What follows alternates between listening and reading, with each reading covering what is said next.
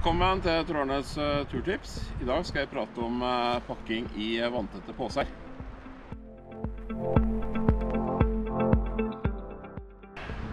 I dag er jeg ute i litt rufsete vær. Jeg har en regnponcho som jeg har satt opp som et tarp over meg, så jeg skal sitte noenlunde tørt.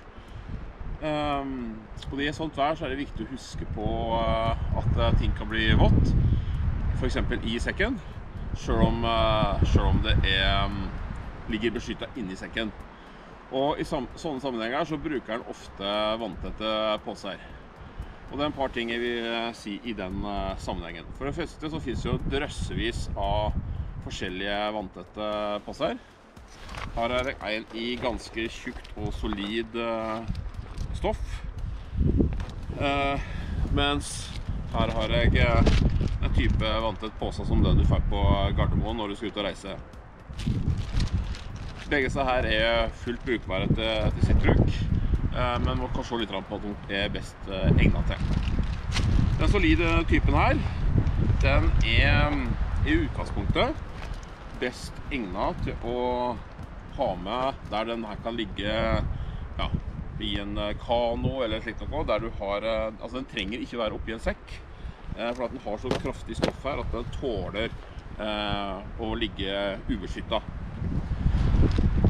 I tillegg så har den to D-ringer på hver side, i tillegg til denne fikslokken, som gjør at selv om fikslokken skulle ryke, så har du uansett mulighet til å feste for eksempel en karabin i D-ringen, slik at den holder sammen.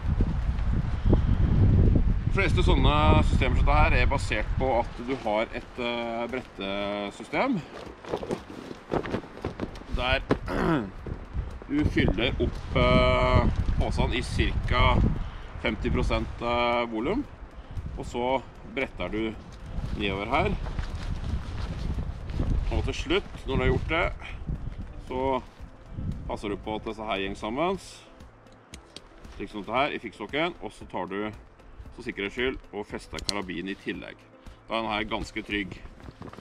Og denne her er nå vanntett og nesten lufttett, så å si lufttett. Det betyr at det vil sige ut luft her etter hvert. Jeg tror at hvis vi presser lenge nok her, så kan vi høre at det kommer luft ut. Og det betyr det at vann også kan komme inn i sånne. Så den skal ikke være 100% sikker på at de er vanntette, sånne poser her, men de er så tilnærmet vanntette som jeg klarer å få det. Så dette her er da altså en veldig solid pose, som da er velegnet til litt tøft bruk. Du kan også feste reim eller karabin i bånd hvis du ønsker å henge den opp.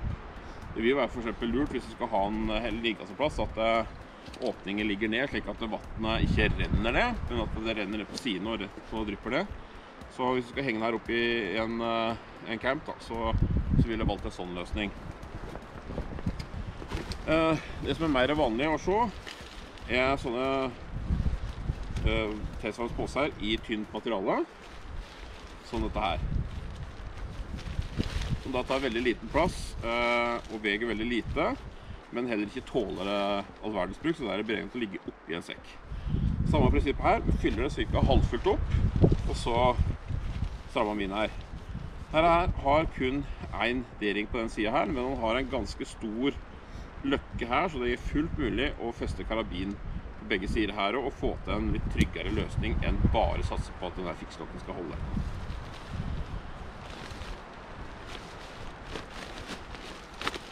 Så sånn sett her fungerer på den måten i hvert fall veldig greit. Her er en mellomting. Den er litt kraftigere stoff. Og den har også D-ring på begge sider som jeg kan feste den i. Så den er også veldig grei. Veldig liten pose, men kjekt til mindre ting da.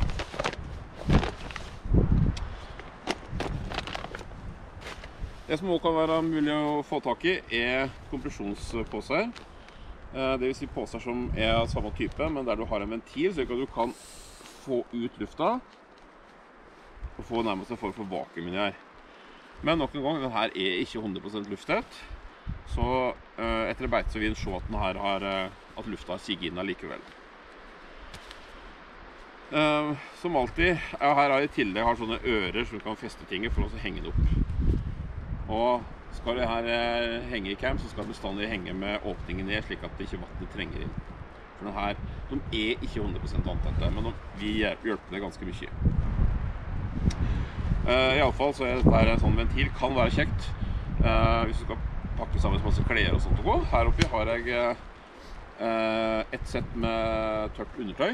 Sånn, i tilfelle skulle det bli skikkelig vått, så har jeg et eller annet tørt her som jeg kan skifte til. I tilfelle et eller annet skulle skje, og jeg må søke ly og bli liggende, så er det veldig dumt å ha våte klær på seg. Da er det veldig greit å ha tørre. Så den har oppi sånn her. Du kan også selvfølgelig bruke søppelsekker. Veldig kjekke å ha i sekken. Som en sånn sekk, eller som et vanntett lag da, mellom sekken og innholdet i sekken, og så kan du pakke oppi her igjen. Og så kan du bare snurpe sammen på toppen. Og det er fullt mulig å få til, da vil du få en vanntett barriere, men disse påstandene her tåler ikke all verden, så du skal ikke så store skrapene til for det blir hål på når den er ikke lenger vanntett, men vi allikevel gi ganske god beskyttelse mot fuktighet. Men i alle fall er det viktig å rulle sammen på toppen, eller brette sammen på toppen, slik at det ikke kommer vann inn der, og i tillegg da. De fleste sekker som finnes i dag, er ikke vanntette. Du får regntrekk til dem, mange som følger til med regntrekk med på dem, men det er jo sjelden at regntrekket dekker ryggen, så vi ofte kommer vann inn uansett. Så det å pakke i en sånn søppelsekk, og så pakke i slike sekker igjen, da er du ganske trygg på at det stoffet, eller det som du har oppi der, blir tørt. Så det er egentlig det beste tipset på akkurat den biten der. Ellers så er det sånne små plastikkpåser her, med en annen form for lynlås. Her er det sånt til å skli over, mens på den her som la oss kalle det Gardermoen-modellen, der er det bare sånn du skal bare klemme sammen. Og det her gir en litt falsk trygghet, men hvis du pakker det i sånn at det her inni en annen påse, så kan du være rimelig trygg på at det holder seg tørt. I hvert fall ikke jeg opplevd at det var et problem. Og å bruke flere sånne påser dette her, så er det for øvrig gratis. Så neste gang du skal ut på en flytur, så er det bare å plukke med seg sånne, og så har du liggende, så har du det for senere. Så kan du putte opp i alt mulig rart som du ønsker å holde tørt. Det kan være alt mulig sånne ting du ønsker å bruke for å sette opp bål med. Det kan være fyrstikker, batterier da, sånne ting. Og hvis du vil være ekstra sikker, så har du da en sånn påse inni en annen påse, oppi en annen påse. Da er du sannsynlig for at du blir veldig våt, da er veldig, veldig liten. Ok. Sjekk, når du skal kjøpe en sånn påse der, at hvis det er sånn dering her, så er det lett å sikre på den måten her. Da ringer den ikke opp. Men hvis den ikke har sånne deringer, eller kanskje bare på en side, som i dette tilfellet her, så sjekk at løkkene er store nok til at du kan få inn en sånn karabin. Så her, denne karabinen her nå, er ikke problem for meg å flytte over her. Bare tre inn i den løkka på andre siden her. Som det, og så enten bare over til den aktuelle deringen som er der. Så nå er det dobbelt sikring på den der som ikke gjenger opp. Gjenger opp så blir det selvfølgelig ikke vanntett lenger, men han er, som sagt, han er ikke 100% vanntett i utgangspunktet. Mange av disse her er bare sydd og ikke teipet igjen på sømmen, så det kan også hende at de er ikke spesielt vanntette. En måte å teste ut det på er selvfølgelig å fylle med vatten, la den henge opp, og så bare se om det renner ut vatten på den. Viktig tips er da altså bare ikke fylle dem helt opp, men fylle dem maks halvfulle, slik at du får god plass til å rulle for å få det så tett som overhodet mulig. Da fungerer det absolutt best. Har du nesten fulle, så er det nesten ikke ferdig tett igjen, så blir det ikke tett. Da er det nesten umulig å holde det tett. Så beregner jeg for at du har store nok sånne påser. Det bør være for store enn for små. Så det er mitt tips i forhold til sånne vanntette pakkepåser. Husk å pakke med halvfulle. Sikre dem dobbelt med karabinkrok. Og Ikke stol på at de er 100% vanntette. Det var dagens turtips ifra Trondheim. Og synes du turtipsene mine er ok, så må du gjerne abonnere på kanalen, slik at du får med deg turtipsene fremover. Og hvis du trykker på den bjella, så får du også beskjed når det blir lagt ut nye videoer på kanalen.